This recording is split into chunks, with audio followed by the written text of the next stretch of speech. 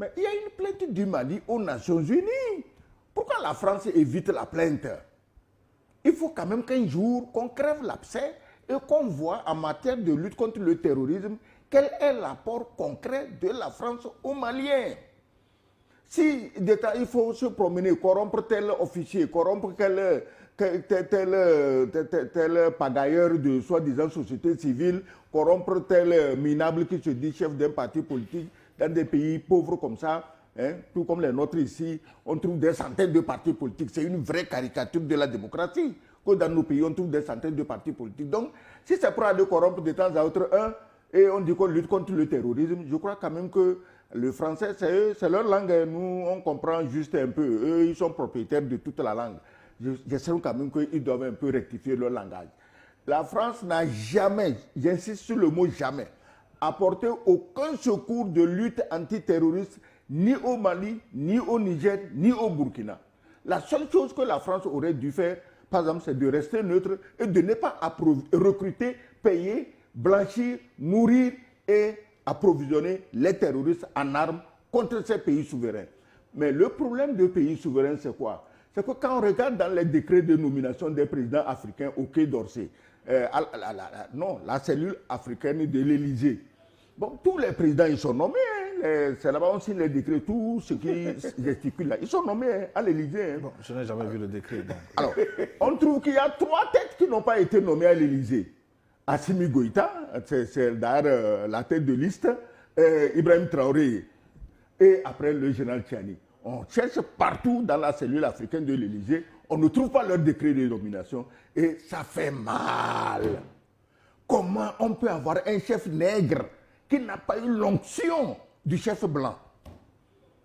Comment? C'est pas possible. Alors, pendant que la France brûle, je ne m'en réjouis pas. Parce qu'il ne faut pas confondre les Français et leurs dirigeants qui foutent la pagaille.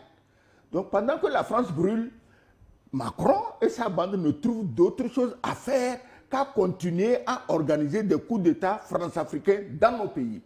On trouve des petits zozos qu'on met devant qui se disent panafricains pour abuser les populations, alors qu'en fait, ils sont en pleine action france-africaine pour déstabiliser les pays. Donc, il y a 3 présidents. Les décrets de nomination manquent à la cellule africaine de l'Élysée et ça pose problème. Aujourd'hui, la France elle-même, elle a ses problèmes. Elle doit, les dirigeants, je parle des dirigeants, doivent se concentrer à trouver une solution à ces problèmes. Mais non, il leur faut coup d'État, parce que les décrets de nomination de ces 3 chefs d'État et de leurs sympathisants, précisons, on ne les trouve pas au palais de l'Élysée, la cellule africaine. Là où tes opposants, là, quand ils vont à Paris, on les reçoit, ils sortent tout gonflés. Ah, moi j'étais à Paris, on m'a reçu au Quai d'Orsay, à la cellule africaine. Ça veut dire que les prochaines élections, mon décret sera signé, je serai président de mon pays. Tu vois, ça fait pitié, ça fait honte. Ouais, Lucas Baki, le Mali avait-il besoin de prendre des mesures de réciprocité en expulsant les 5 diplomates français? Mais bien sûr. Mais bien sûr, parce que là, on est en train de lui dénier son droit d'exercer sa souveraineté. Il n'avait pas d'autre choix que justement de rappeler à la France qu'il a en face un pays souverain et des dirigeants qui ont décidé de s'assumer comme tel. Est-ce que parfois il ne faut pas jouer bas la terre? Bas la terre pour faire quoi? Justement, s'il appartenait à la France de jouer bas la terre parce que c'est son citoyen qui s'est rendu coupable d'un acte délictueux, même à la limite criminel. Vous voyez? Et donc, il aurait dû tout simplement commencer à négocier, puisque justement, si l'État français demande à avoir des éléments précis liés aux actes posés par le monsieur de la DGSE, ces éléments lui auraient été déjà fournis en bonne et due forme. Et donc, c'est parce que la France sait clairement qu'en réalité, oui, ce monsieur n'est pas innocent, mais bon, écoutez, puisqu'il a l'habillage d'un diplomate, il faut l'expulser. Si on ne l'expulse pas, mais écoutez, nous, on va faire nos représailles. Et puis, en plus de ça, ils vont faire des menaces. Ils vont faire chanter là, le Mali, ils vont ameuter le monde entier, la communauté internationale, etc. Mais toutes ces formules-là n'ont jamais marché. Vous vous rappelez dans le cas des 49 militaires ivoiriens qui s'étaient retrouvés donc, de façon maladroite au Mali, tout ce qui avait été fait à l'époque. Vous vous rappelez que justement à cette période de la session des Nations Unies, Mais le président Ouattara avait même contourné le médiateur qui était le président de la République togolaise pour aller ameuter toute la communauté internationale au niveau des Nations Unies.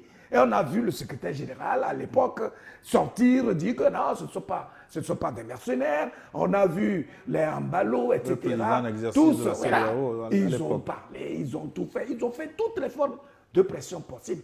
Et il a fallu qu'Abdoulaye Maïga aille leur rappeler un certain nombre de fondamentaux liés au fonctionnement même de tous les États souverains.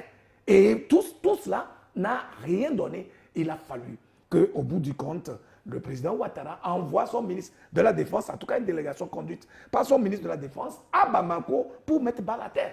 C'est ça qui caractérise en fait l'être humain. C'est ça qui devrait aussi caractériser la gouvernance d'État et le leadership qui permet justement d'inspirer les peuples. Vous ne pouvez pas être dans le fauteuil du dirigeant avec cette responsabilité de conduire des millions de personnes sans avoir un sens de responsabilité suffisamment élevé et montrer l'exemple par les actes que vous posez. Tous les États sont régis par des mécanismes très clairs de fonctionnement. Et même les conventions internationales sont aussi là. Mais vous n'allez pas dire oui, parce que nous, on est une puissance, entre guillemets, et donc les autres n'ont pas droit à la parole. Nous leur intimons les autres pour qu'ils puissent agir. Ça ne peut pas marcher, en tout cas dans le cas précis des pays de l'AES et notamment du Mali, ça n'a jamais marché et je ne crois pas que ça marchera demain.